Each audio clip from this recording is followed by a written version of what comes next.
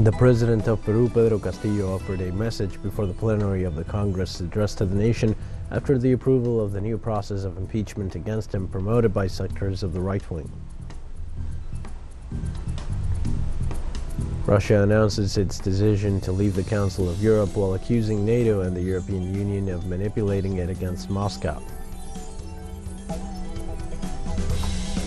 In the Palestinian-occupied territories, Israeli troops killed 3 young Palestinians during police operations.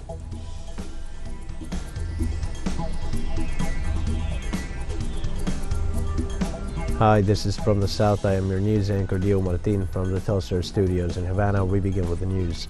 On Tuesday, the president of Peru, Pedro Castillo, offered a message before the plenary of the Congress addressed to the nation after the approval of the new process of impeachment against him promoted by sectors of the right wing.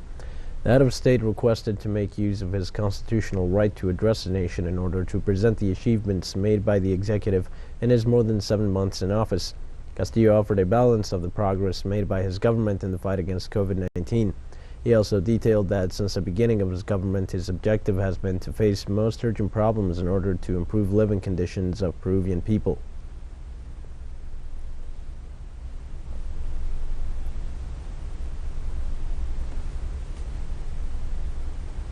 In Peru, a landslide in the province of Pataz in the department of La Libertad left at least 7 people missing while dozens of homes were buried. The Pataz Regional Councilor Luis Rodriguez reported preliminarily that there were at least 15 houses left underground, and the regional governor Manuel Lempen said that the event covered approximately between 60 and 80 houses. Authorities called an emergency meeting to coordinate search and rescue actions and to detail the magnitude of damage after the landslide.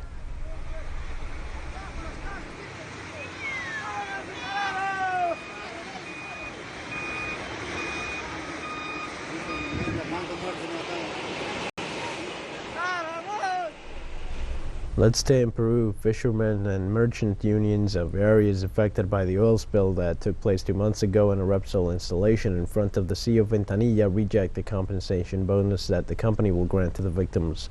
The fishermen are demanding the establishment of a dialogue table to reject the bonus of 3,000 soles, equivalent to $802 that the Spanish company will grant to the victims with the approval of Pedro Castillo's government on March 4th.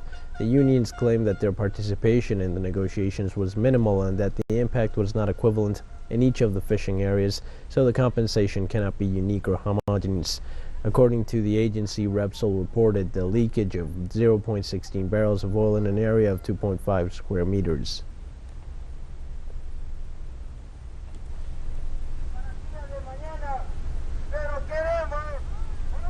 In Venezuela, a meeting of the Special Commission for Dialogue, Peace and Reconciliation of the National Assembly is being held to address issues related to the conciliation and integration of all sectors of the country.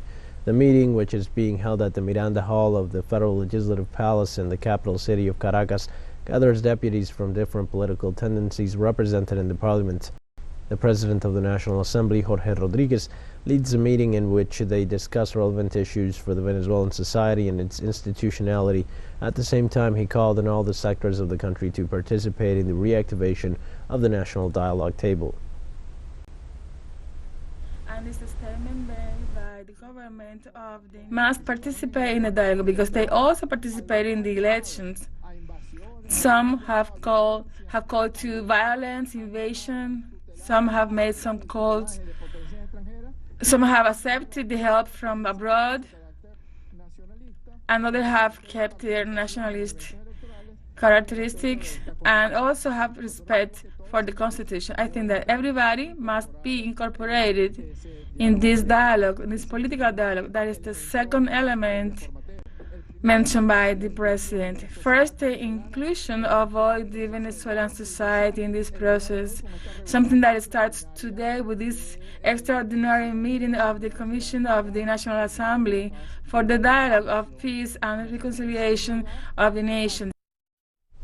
In his address to the country, the President of the National Assembly, Jorge Rodriguez, pointed out the need to include all sectors of society in the participation of the talks process.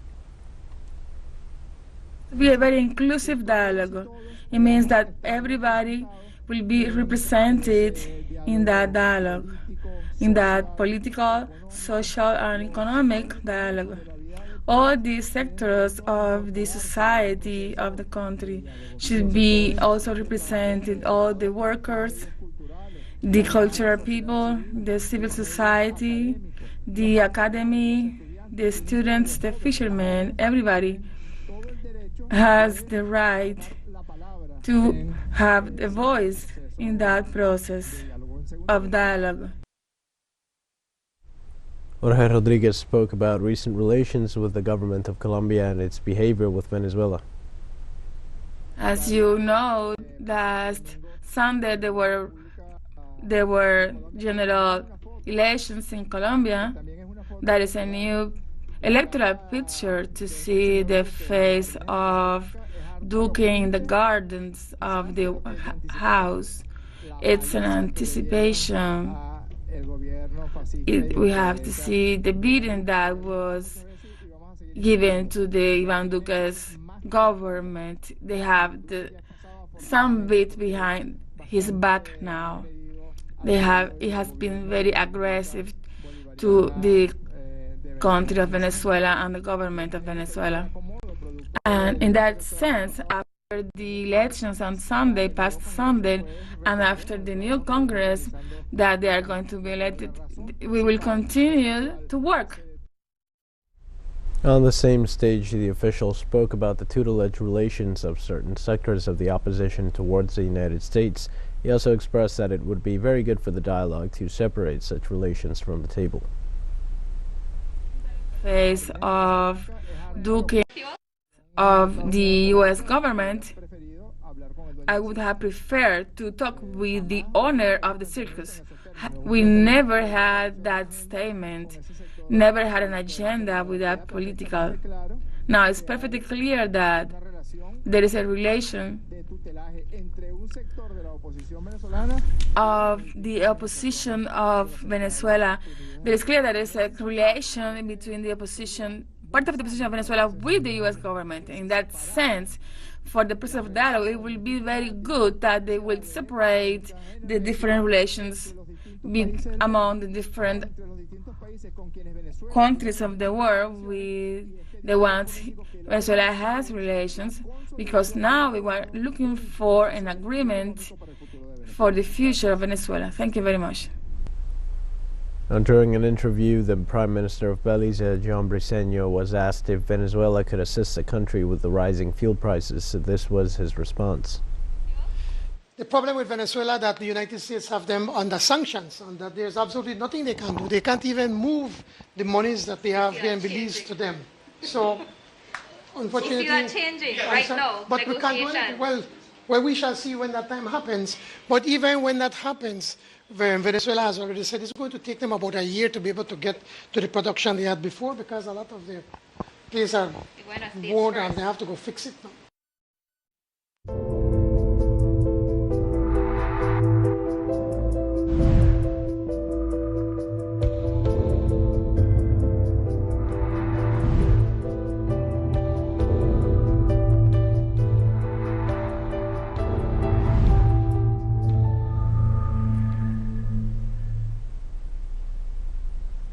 The president of Venezuela, Nicolás Maduro, made an official statement on the progress of the vaccination campaign against COVID-19 and called on the population to receive the booster dose. People who were adults, we advanced in the children vaccination in the 60%, and we cannot let the guard down. One of the key elements of this stage, in this moment that we are, of high control of coronavirus, is the vaccination. This is one of the key, is to have the booster job. And I made a call to all the Venezuelan people, to the population. If you haven't got the booster vaccine, you go and you get the vaccine. This is a family matter. The grandmother, the grandfather, the mother, the father, the children, the young people. We have to motivate this. Let's go to get the booster shot. In Venezuela is the first country in the world that we have scientifically decided to get the booster jab 4 months after the main vaccine, the first one. We're going to take a short break now. Please join us again after this.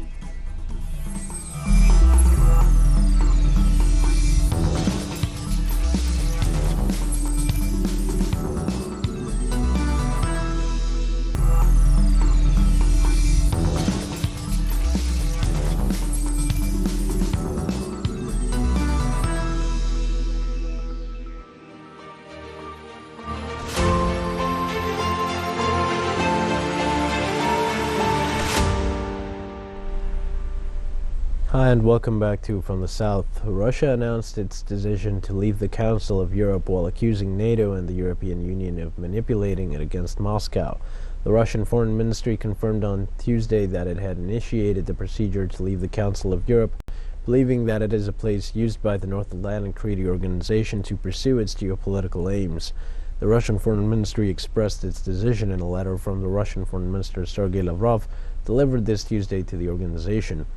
Now, that ministry made it clear in the document that the withdrawal from this space will not harm the rights and freedoms of Russian citizens, and such a decision is in response to the unprecedented policies and sanctions on Russia.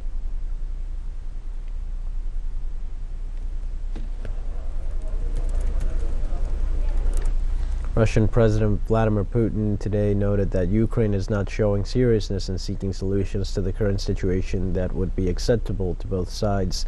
In a telephone conversation with the head of the European Council, Charles Michel, the Russian leader presented his views on the progress of negotiations between Moscow and Kiev, with the aim of working out agreements that would take into account Russia's demands. Among Moscow's conditions to Kiev, Putin underlined the necessity of recognition of the reunification of Crimea to Russia by the Ukrainian authorities and the establishment of guarantees of military neutrality of that state. He also reiterated that Moscow cannot allow Kiev to acquire nuclear weapons and further militarize itself, which is a danger to the country's security. Putin stressed that the continued expansion of NATO to the east is unacceptable to Russia.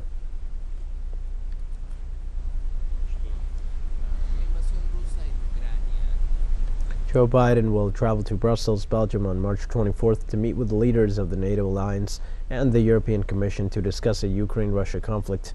White House Press Secretary Jen Psaki said Biden will discuss ongoing deterrence and defense efforts during the NATO summit and reaffirm the U.S. commitment to its NATO allies.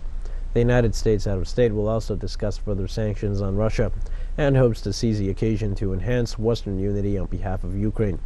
However, Ukraine's top list petitions like establishing a no-fly zone or providing fighter jets seem to be out of reach.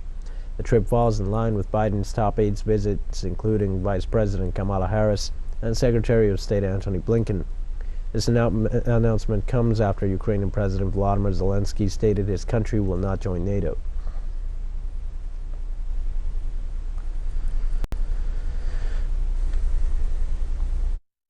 To Russia's unprovoked and unjustified attack on Ukraine. Now, speaking of that, the president of Ukraine, Volodymyr Zelensky, denounced the contradictory position of the North Atlantic Treaty Organization regarding its adhesion.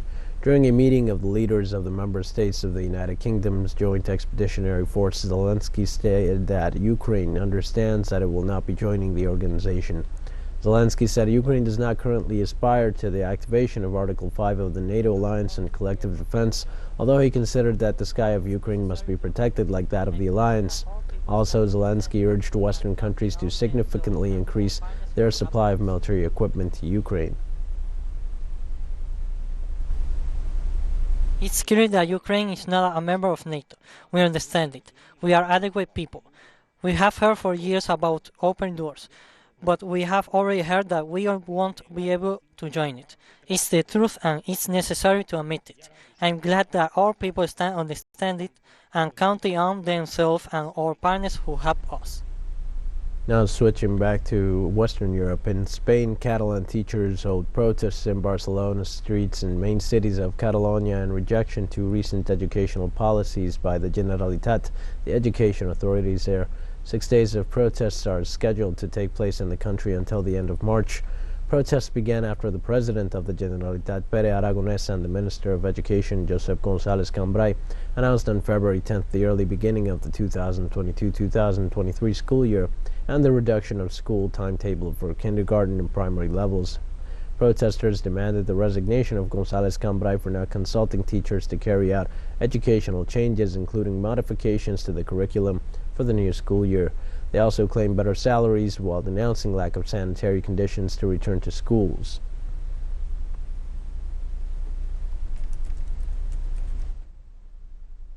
And now tension rises on the Korean Peninsula as U.S. military activity in the area increases in response to alleged missile launches. The USS Abraham Lincoln aircraft carrier began military drills in the Yellow Sea, and other U.S. forces stationed at Osan Air Base in South Korea stepped up military drills amid signs of alleged imminent North Korean tests using its long-range missiles. Mobilizations of United States warships respond to speculation that North Korea may test its largest intercontinental ballistic missile. Pyongyang said the releases were conducted as preparations for a satellite launch.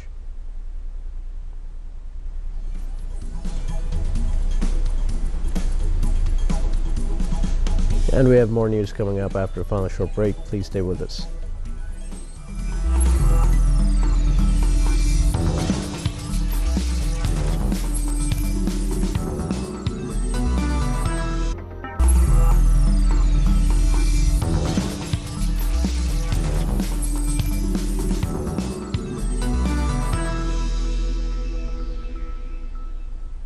Hello and welcome back. In the occupied territories, Israeli troops killed 3 young Palestinians during different police operations. The first victim, 16-year-old Nader Haitham Rayan, died in an arrest raid outside the northern city of Nablus. The second, Allah Shaham, in his 20s, was killed in Kalandiya, also as a part of a police operation. In the same context, Sanad Salem al-Harbari, 27-year-old, the father of 3 children, was shot dead by a police unit during an arrest activity in the city of Rahat. Authorities said the number of dead Palestinians killed by Israeli forces reaches 20 only this year.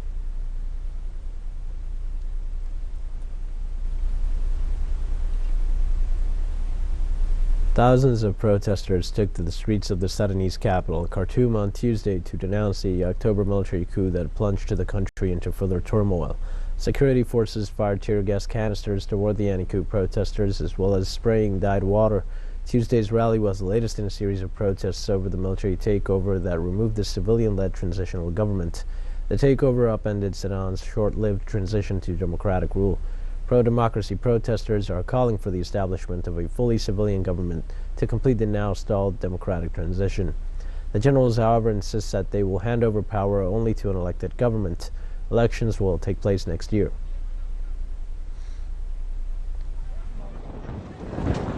We are here today as the No to Women's Oppression Initiative in solidarity with the resistance committees and to reject the military oppression and the rapes. We reject the military rule and the people behind the coup will surely fall. We will never be oppressed by the rapes or the detentions. Somalia failed to complete elections for the lower house of parliament by Tuesday, March 15th, which was the deadline set for appointing candidates. This is another delay in the electoral process that should lead to the appointment of a new president, which has been expected for over a year.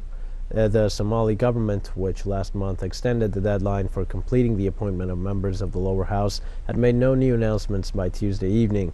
The federal states of Southwest and Galmudug concluded the election of their representatives, but 40 out of the 275 seats in the lower house remain to be filled in 3 states, Jubaland, Ishabelle, and Puntland. The closure of the lower house election is a crucial step towards the election of a new president.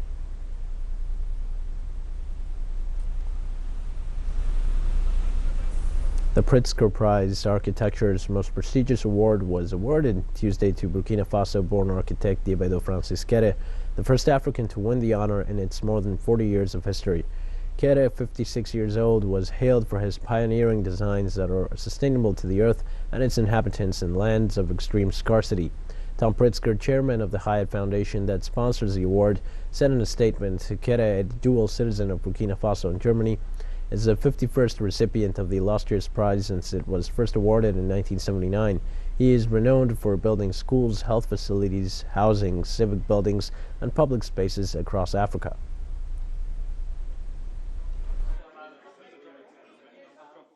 I am speechless. I have a feeling of overwhelming honor, but also a sense of responsibility I simply feel honored. That is unexpected. It was never in my dream. Even my dream full of fantasy, I never thought that this work that I was doing, as a duty to my people that has paved my career would ever be connected to the Pritzker Foundation. So I feel I am the happiest man on the planet.